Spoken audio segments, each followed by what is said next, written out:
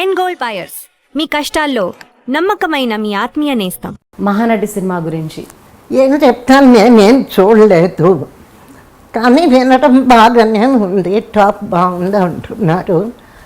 ఆ అమ్మాయి హీరోయిన్ కూడా బాగానే చేసిందని విన్నాను. అయితే చాలామంది చెప్తున్నారు మీరు చాలా సన్నిహితురాలు సావిత్రి గారికి, కానీ అందులో సినిమా తీసేటప్పుడు సావిత్రి గారికి సంబంధించిన వ్యక్తులందరినీ కూడా కలిసింది సినిమా టీం, కానీ జమున గారిని కలవలేదు, జమున గారి పాత్ర గురించి అంతగా ఫోకస్ చేయలేదు అన్న టాక్ వినిపిస్తుంది. అసలు నాకు తెలియదు కదా జమున పాత్ర అందులో ఉన్నదో లేదో నాకు తెలీదు, ఒకటి చూడలేదు.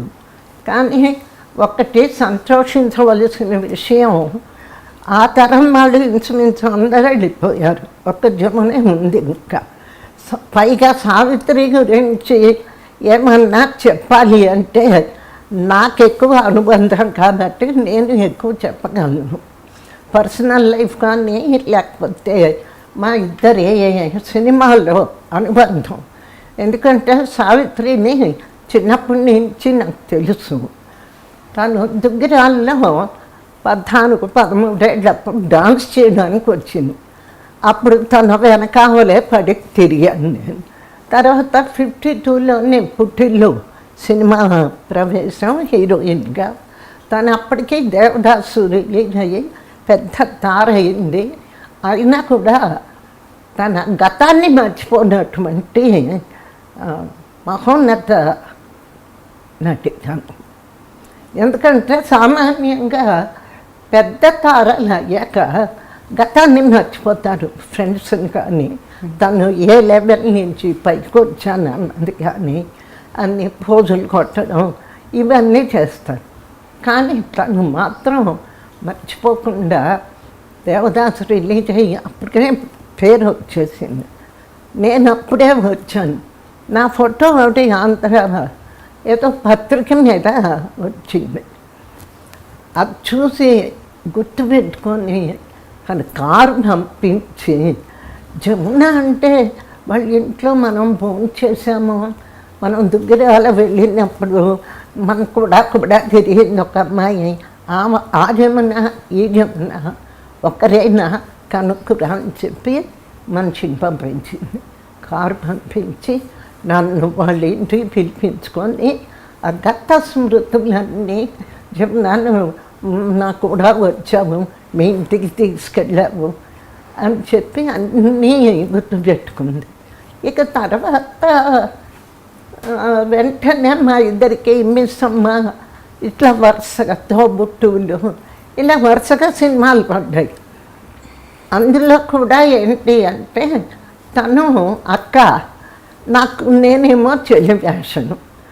అట్లా సినిమాలో అక్క చెల్లెలు దాకా ఎలా నటించామో అదేవిధంగా నిజ జీవితంలో కూడా తను నాకు ఒక అక్కలాగా, నేను ఒక చెల్లెలాగా అంత ప్రేమాస్పదంగా అంత క్లోజ్గా రిలేషన్షిప్ ఏర్పడింది మా ఇద్దరి మధ్య.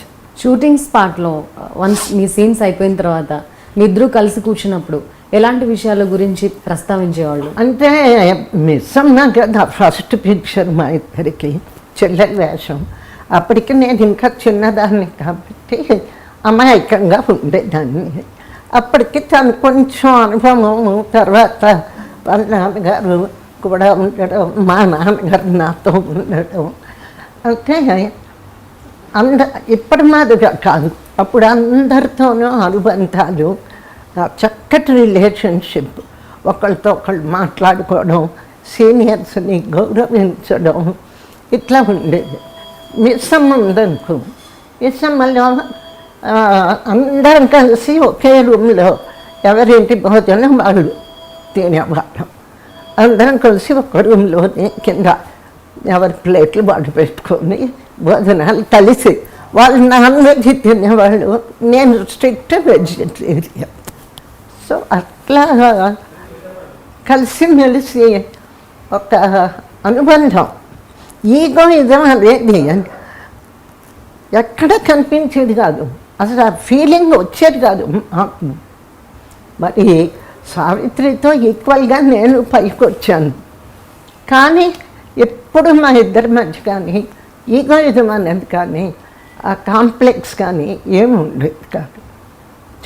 చాలా ప్రేమగా ఉండేవాళ్ళం. ముఖ్యంగా ఆ తరంలో మాకంటే సీనియర్స్ అంజలి గారు, భానుమతి, జీవలక్ష్మి గారు, యశ్వరలక్ష్మి, వీరందరినీ కూడా ఎంతో మేము గౌరవించేవాళ్ళం.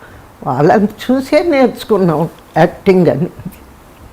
సో యాక్టింగ్తో పాటుగా మన భానుమతి గారు కానీ మీరు చెప్పినట్టు వీళ్ళందరూ దగ్గర నుంచి మీరు వ్యక్తిగతంగా ఎలా ఉండాలి, వ్యక్తిగతంగా ఏదైనా ఒక సమస్య వచ్చినప్పుడు మన మన వర్కింగ్ స్టేషన్లో కానీ వర్క్ ప్లేస్లో కానీ అవన్నీ కూడా నేర్చుకున్నారా? వ్యక్తిగతంగా ఎవరి వ్యక్తిత్వం వాళ్ళదే.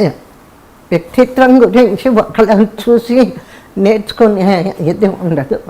వ్యక్తిగతం అనేది సెల్ఫ్ రెస్పెక్ట్ మెయింటైన్ చేసుకోవడం, ఎవరితో ఎంత మాట్లాడాలి, ఎంత వరకు మనం ఉండాలి వాళ్ళతో, ఇట్లాంటివన్నీ మా నాన్నగారి అమ్మగారి గైడెన్స్. నాకు నాన్నగారు ప్రతి క్షణం కూడా నాకు గైడెన్స్ ఇచ్చేవాళ్ళు. అమాయకంగా ఏదన్నా మాట్లాడితేమో భయం. నాన్నగారు ఇదిగో అతను తక్కువ మాట్లాడవద్దు, మంచోడు కాదు, జాగ్రత్త, బీ కేర్ఫుల్ అని చెప్పేవారు. కానీ లేడీస్కి అలాంటిది ఏం ప్రాబ్లం ఏం లేదు. అందరూ ఒక అక్క చెల్లెళ్ళు మాదిరిగా కలిసి ఉండేవారు. అందరం ఒకచోట కూర్చోవడం, భోజనాలు చేయడం.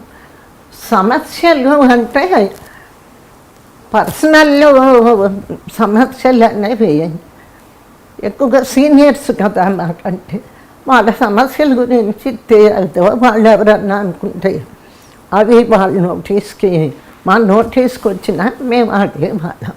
అంత క్లోజ్నెస్ అంజలి గారు, భానుమతి గారు మాకంటే చాలా సీనియర్స్.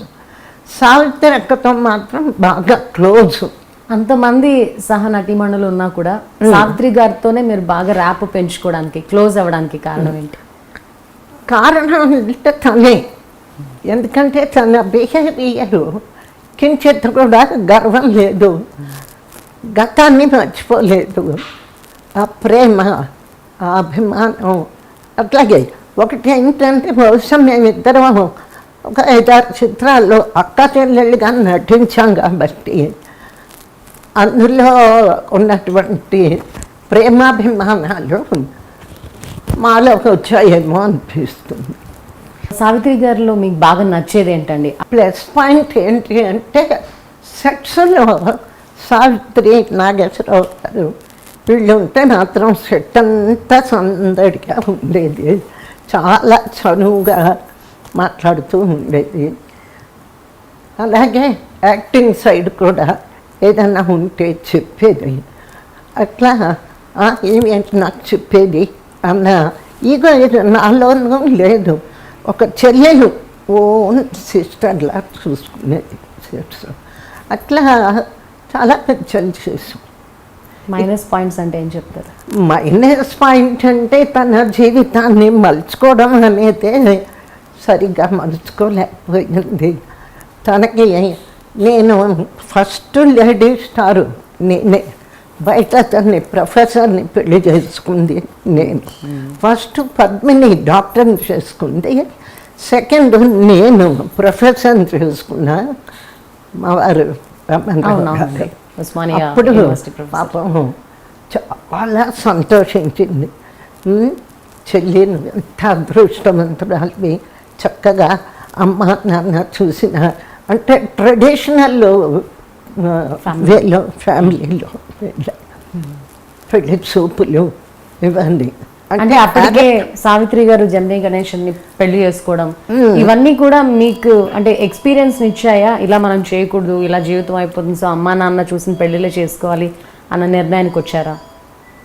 అది లేదు. చిన్నప్పటి నుంచి ప్రతి విషయంలో అమ్మ నాన్న గైడెన్స్లోనే. అట్లాగే తిరుపతి వెళ్ళొస్తుంటే అప్పుడు మా అమ్మ అడిగారు, అమ్మ నీకు 26 ఏళ్ళు వచ్చేసాయి, ఇంకా పెళ్లి చేసుకో, మంచి పేరు తెచ్చుకున్నావు. అప్పటికి నెంబర్ 1లోకి వెళ్ళిపోయా. సో ఇంకా పెళ్లి చేసుకోమ్మా అంటే అలాగే అని చెప్పా. అప్పుడు ట్రెడిషనల్ వేగా సంబంధాలు చూడటం, పెళ్లి కూతురులాగా కూర్చోబెట్టడం.